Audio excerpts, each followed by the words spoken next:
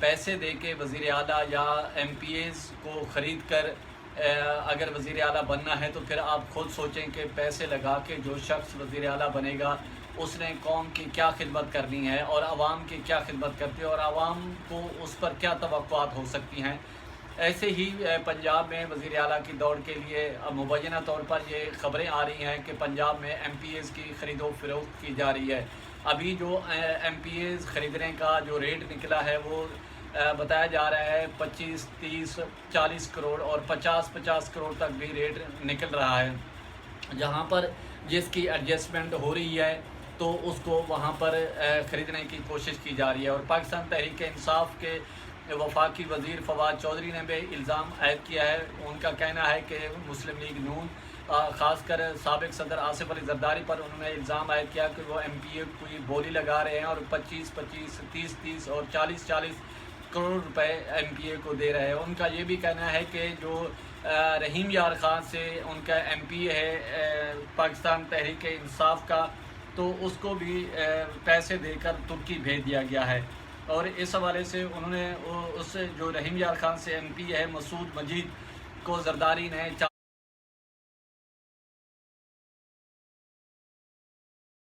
کروڑ روپے دے کر ترکی بھیج دیا ہے۔ اور انہوں نے یہ مزید یہ کہا ہے کہ پیسوں کی جو آفر ہے یہ دی جا رہی ہے۔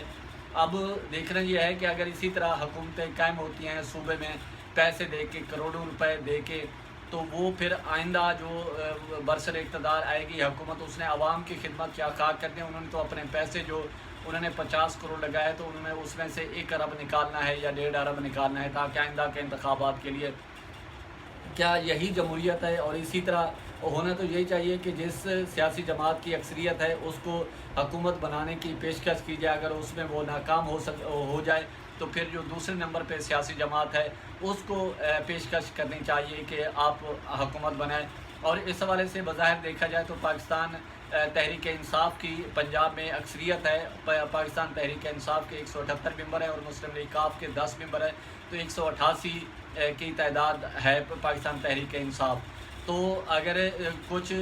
جو ایم پی ایز کی ریکاؤنٹنگ کا معاملہ ہے اگر اس میں سے 1-2 سیٹیں اور نکل آتی ہیں تو وہ 190 تک پہنچ سکتی ہیں۔ ہونا تو یہی چاہیے تھا کہ جس سیاسی جماعت کی اکثریت ہے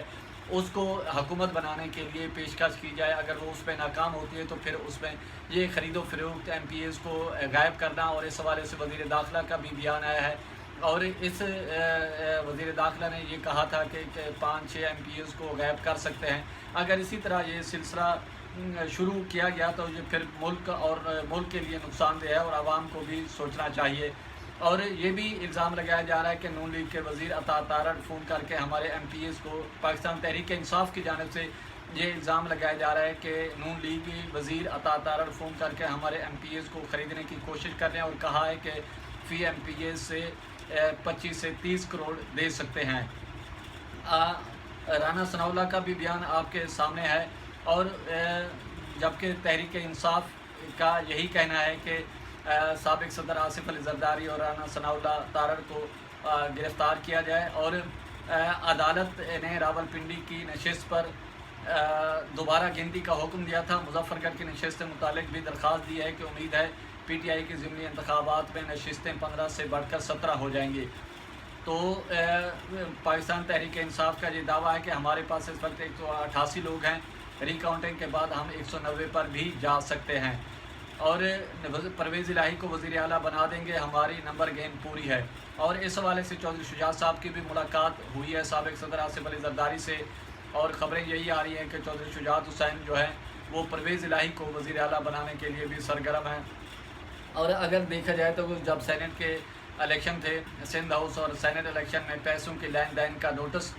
لیا جاتا تو اس صورتحال مختلف ہوتی۔ اور کیونکہ آپ کو پتہ ہے جب وزیر اعظم کے خلاف عدم اعتماد تھا تو سندھ میں بھی ایم این ایز کو رکھا گیا اور ان پر بھی مبینہ پیسے لینے کا الزام ہے۔ تو اس کی ظاہر روک تھام جو ہے وہ الیکشن کمیشن اور قانون نافذ کرنے والے اداروں نے کرنی ہے جو ارباب اختیار ہیں۔ ان کو چاہیے کہ بجائے پیسے کے انوالومنٹ کے کہ ایم پی ایز یا ایم این اے خرید کر حکومت بنائی جائے تو اس کے جو ثمرات ہیں وہ عوام تک نہیں پہنچ سکتے بلکہ اس کے نقصان ملک و قوم پر ہوتا ہے۔ اور یہی وجہ ہے کہ کرپشن کی وجہ سے اور آئے روز جو مہنگائی ہوتی جا رہی ہے اور ادارے جو ہیں تنزلی کا شکار ہیں، اگر حقیقی جمہوریت لانی ہے تو وہ پھر پیسے کا عمل دخل ختم کرنا ہوگا، اور اس میں جو ہمارے ادارے ہیں، سپریم کورٹ ہے، الیکشن کمیشن ہے، اس کو اس حوالے سے کوئی ایسا میکنزم سیٹ کرنا ہوگا تاکہ پیسے کی جو انوالومنٹ ہے یا باتیں ہیں یا الزامات ہیں یہ مستقل طور پر ختم ہونے چاہیے۔ بلکہ عمران خان کا بھی یہ کہنا ہے کہ انہوں نے کہا ہے کہ جس شخص نے زندگی میں 50 لاکھ نہیں دیکھا اسے 50 کروڑ آفر کی جا رہی ہے، اتنے پیسوں کی آفر کی جائے تو ہر کوئی فرشتہ نہیں ہوتا۔ اور یہ پیسوں کی جو انوالومنٹ ہے، سینٹ کے الیکشن ہوں اس میں بھی پیسوں کی انوالومنٹ آتی ہے، خرید و فروخت کی بات ہوتی ہے، اب وزرائے اعلیٰ تک منتخب ہونے کی باتیں ہو رہی ہیں، تو یہ سلسلہ جو ہے یہ انتہائی خطرناک ہے اور ملک کے لیے تباہی کا باعث بن سکتا ہے۔ تو ہمارے جو ادارے ہیں، supreme court of Pakistan, election commission of Pakistan, ان کو اس حوالے سے کردار ادا کرنا ہوگا، کوئی ایسا میکنزم بنانا ہوگا تاکہ اس طرح کی جو باتیں ہیں یا الزامات ہیں یا اس میں کوئی حقیقت ہے تو اس کی تحقیقات ہونی چاہیے اور اس کو یہ سلسلہ ختم ہونا چاہیے۔ کوئی بھی حکومت، کوئی بھی سیاسی جماعت اگر اس طرح کی پیسوں خرید کر ایم پی ایز خرید کر ایم این اے خرید کر وزیر اعظم یا وزیر اعلیٰ بنیں گے تو ملک کی خدمت کیا خاک کریں گے۔